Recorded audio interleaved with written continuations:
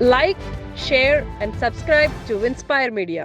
విద్యుత్ అనేది చిన్న విషయం కాదు కదా, నోటి మాటలు కాదు కదా, కట్టుకథలు పిట్టకథలు కాదు కదా. ఒక అద్భుతమైన వ్యవస్థ. దాన్ని తీర్చిదిద్ది 7.5-8 ఏళ్ళు అద్భుతంగా మేము మొత్తం ప్రజలకు సరఫరా చేసినాం. కమర్షియల్ కావచ్చు, డొమెస్టిక్ కావచ్చు, అగ్రికల్చర్ కావచ్చు, ఇండస్ట్రీ కావచ్చు, ఐటీ కావచ్చు, ఇంకా మరే ఇతర రంగమైన కావచ్చు.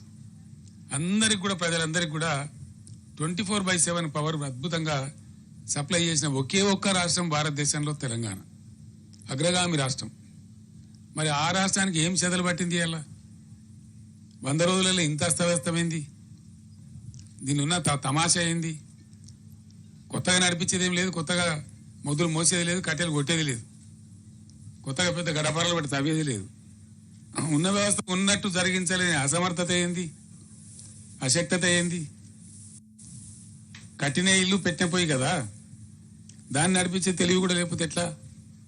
అంటే మనకు స్పష్టంగా దీన్ని బట్టి అర్థమవుతున్నది ఏంటంటే, ఇప్పుడున్నటువంటి రాష్ట్రాన్ని పరిపాలిస్తున్నటువంటి పార్టీ ప్రభుత్వం యొక్క అసమర్థత, అవివేకం, తెలివి తక్కువతనం, అవగాహన రాహిత్యం, దేన్ని ఎట్లా వాడానో తెలియనటువంటి ఒక అర్భకత్వం మనకు స్పష్టంగా కనపడతా ఉంది. ఉన్న కరెంటును వాడుకోవడానికి తెలివి లేదు, ఉన్న మిషన్ భగీరథ వాడుకునే తెలివి లేదు. అద్భుతంగా వచ్చినటువంటి హైదరాబాద్ నీళ్లు మళ్ళా ఇలా వాటర్ బిల్స్ వస్తూ ఉన్నాయి, ట్యాంకర్లు వ్యాపారం జరుగుతూ ఉంది, కొనలేక జనం చేస్తూ ఉన్నారు. మళ్ళా జనరేటర్లు, ఇన్వర్టర్లు, కన్వర్టర్లు వస్తూ ఉన్నాయి, మళ్ళా స్టెబిలైజర్లు కొనుక్కునే పరిస్థితి వస్తూ ఉంది. మీ అందరి ఇన్ఫర్మేషన్ కోసం నేను ఒక మాట చెప్తా ఉన్నా. హైదరాబాద్కు పెట్టుబడులు ఐటీ రంగంలో, ఇండస్ట్రీలో అద్భుతంగా వస్తున్న తర్వాత హైదరాబాద్ను పవర్ ఐలాండ్ సిటీగా మార్చినాం మేము.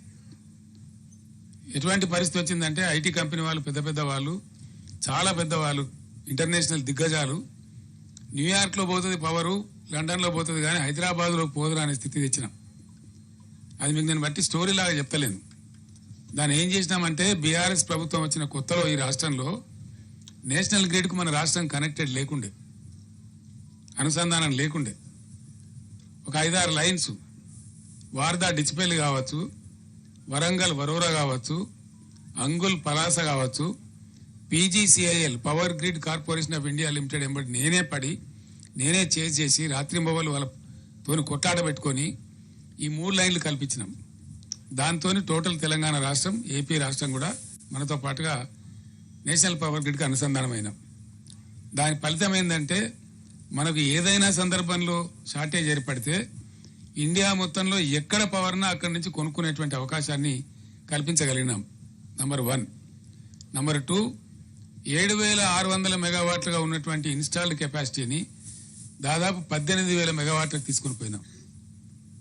In addition to that, 1,600 రామగుండంలో, 4,000 Yadadri thermal స్టేషన్లో, అంటే 5,600 మెగావాట్ల పవరు ఇంకా అడిషనల్ గా వచ్చేటువంటి సదుపాయాన్ని కూడా కల్పించినాం. మొన్ననే ఎన్టీపీసీ 1,600 మెగావాట్లు ప్రధానమంత్రి స్వయంగా వచ్చి డెడికేట్ చేసినాడు. నేను వాళ్ళు ఎంబడబడి తరిమి దాన్ని చేయించిన ఆ రోజు 10 సార్లు నేను రామగుండం వెళ్ళి, మీకు ఏం కావాలో రాష్ట్ర ప్రభుత్వం నుంచి ఏం సహకారం కావాలని చెప్పి అడిగి పర్సూ చేసి దాన్ని కంప్లీట్ చేయించినాం. అఫ్ కోర్స్ మా ప్రభుత్వం పోయిన తర్వాత మొన్నొచ్చింది అది. మన ప్రైమ్ మినిస్టర్ వచ్చి దాన్ని డెడికేట్ చేసినాడు. ఇప్పుడు ఆ సప్లై కూడా యాడ్ అయింది.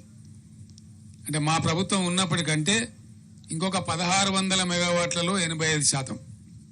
ఎన్టీపీసీ ఏం చేస్తుందంటే, ఏ రాష్ట్రంలో ఉందో, ఏ రాష్ట్రం కోసం కట్టినరో దానికి 85% ఇస్తుంది, 15% ఏమో వాళ్ళు నేషనల్ కోసం తీసుకుంటారు. అంటే ఆ ప్రకారంగా అద్భుతమైన కరెంటు ఎంత అయితే 1,600లో 85% అంటే ఆ సుమారు 1,500 వస్తుంది. 1,450 నుంచి 1,500 మెగావాట్లు అదనంగా యాడ్ అయింది. చేస్తే ఈ ప్రభుత్వం పట్టించుకొని చేస్తలేదు, కానీ ఈ పాటికి యాదాద్రిలో కూడా 1-2 యూనిట్లు వచ్చే అవకాశం కూడా ఉండే. అంటే ఇక్కడ 1,500, 1,600 వచ్చే అవకాశం ఉండేది మన సొంతం. దీని నుంచి ఒక యూనిట్ కూడా బయటకి ఇచ్చే అవసరం లేదు. Like, share and subscribe to Inspire Media.